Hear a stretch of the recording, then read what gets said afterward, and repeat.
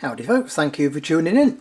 And recently we had a delivery and they're back in stock again, the Hawk Endurance ED 8x25.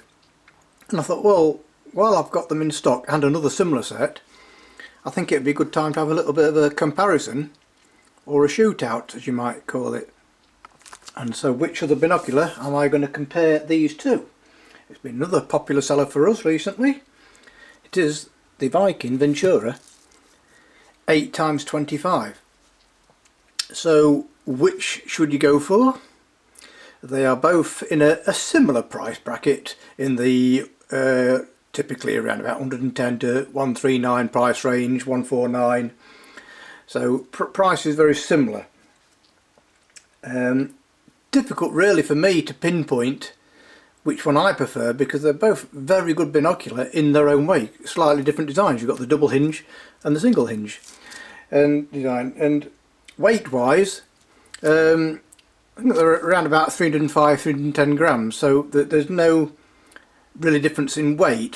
Some people prefer, like I mentioned, the double hinge design because it folds up neatly into a smaller compartment or pocket, and whereas other people don't like that design as they find it difficult to align both eyes, but it's very easy with these. So build quality for a small set of binoculars, they both feel very nicely constructed and put together. So nothing really to choose on that, it's just which design you prefer. So the rubber eye cups, we'll do the push test, as I call it. And coming on to eye relief, neither of these are really what you call long eye relief binoculars, but the Viking does have slightly longer eye relief, but you may struggle with spectacles on. So the Hawk twist eye cup, so we'll do the push test. I've twisted it out, so I'll do the push test and it goes back in again. So if you do push them up quite hard against your eyes, that cup might go back in. It's just something to be aware of. It's only a minor gripe, it shouldn't really be a problem.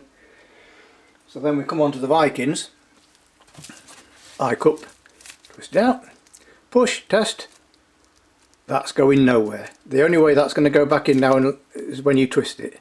So twist it in halfway, push test, that's not going anywhere. So the quality of the eye cups is very good on the Vikings, probably slightly better than the Hawks. But again, these are just minor differences that in practical life it may not make much of a difference. The focus on each one is quite smooth to use, very easy to use, single-handed. With the Viking they're moved a little bit more freely, and also it's a slightly bigger focuser than the Hawk, so if you're wearing gloves that might be an advantage. But then again, it's minimal differences, right? They're both very easy and comfortable to use. I've mentioned eye relief, with the Vikings having slightly longer eye relief, and so we'll come on to the close focus. Now on the interweb and in the catalogues it gives them both as 2 meters close focus. I found the Viking was around about 1.6, 1.7, so better than expected. With the Hawks however, I tested these, and I don't know if it's a batch thing, I'll have to test some more when they come in, but I've tested 3 or 4 models and I found close focus to be around about 3 to 4 meters. That's not a disaster. You know, if you're looking at birds in the back garden and walking past plants in the fields and you don't want to disturb the smaller wildlife such as bees and butterflies, then yes, but the Viking focuses, you know, almost twice as near close as the Hawks. Field of view, only one winner here. Both the visual field of view and the apparent field of view, i.e. the circle you see when you look through it, the Hawks gives a much wider field of view. But as I mentioned, I think in my video about the Vikings,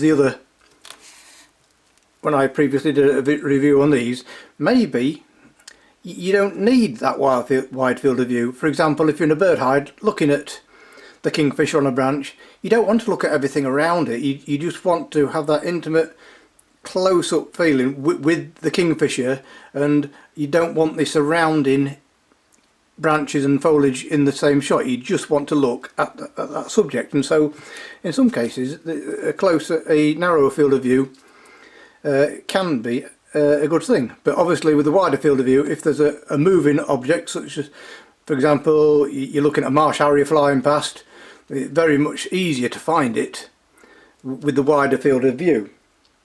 And so image brightness, what I did notice, and quickly going from one to the other, looking at different subjects, the Viking has a slightly brighter image, but again the differences are minimal, and if you was to pick up a set,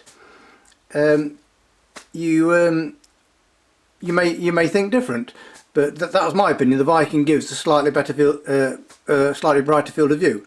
But by all means, come along to our optics weekends and try for yourself. And if you can't make it, I'm linking in the description below the link to purchase either of these binoculars, providing you're based in the UK, sorry. And you're more than welcome to support our channel that way. But by all means, if you're in North Lincolnshire one weekend, just pop in and see me and test these out for yourself. So image brightness I've mentioned, sharpness, nothing really to choose between them. I couldn't really see a difference in overall sharpness. Edge of field quality, I was slightly surprised, but the Hawks give better edge of field quality, because sometimes you do find binoculars with wider field of view, you do get a bit more drop off on the edge, but I was very impressed with the edge of field of view sharpness and focus with the Hawks. But that's not saying the Vikings give poor edge of field quality. They give very, very nice flat field, which I'll come on to in a second. Again, the differences are minimal between each ones. Pincushion distortion, no question, lovely, lovely straight lines with the Viking Venturas, whereas there is some pincushion distortion towards the edges with the Hawks.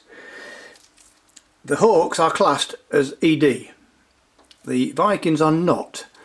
But the Vikings have the dielectric coated prisms, which probably gives them, is the reason for that slightly brighter image.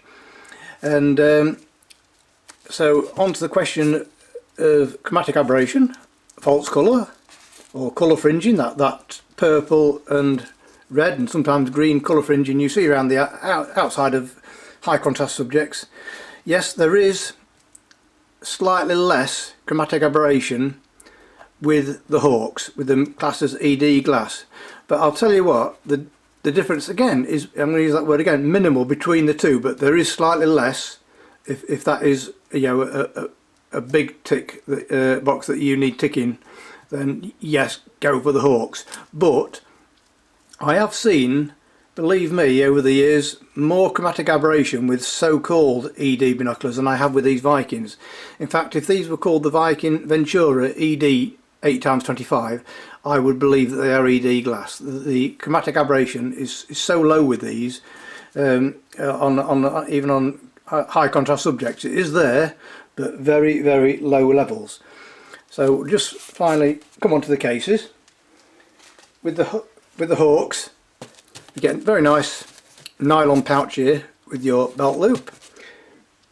And with the Vikings, with this batch, I'm not sure if with some batches you do get a nylon case, this soft pouch, which I really like, because you can like fold it up and put it in your pocket.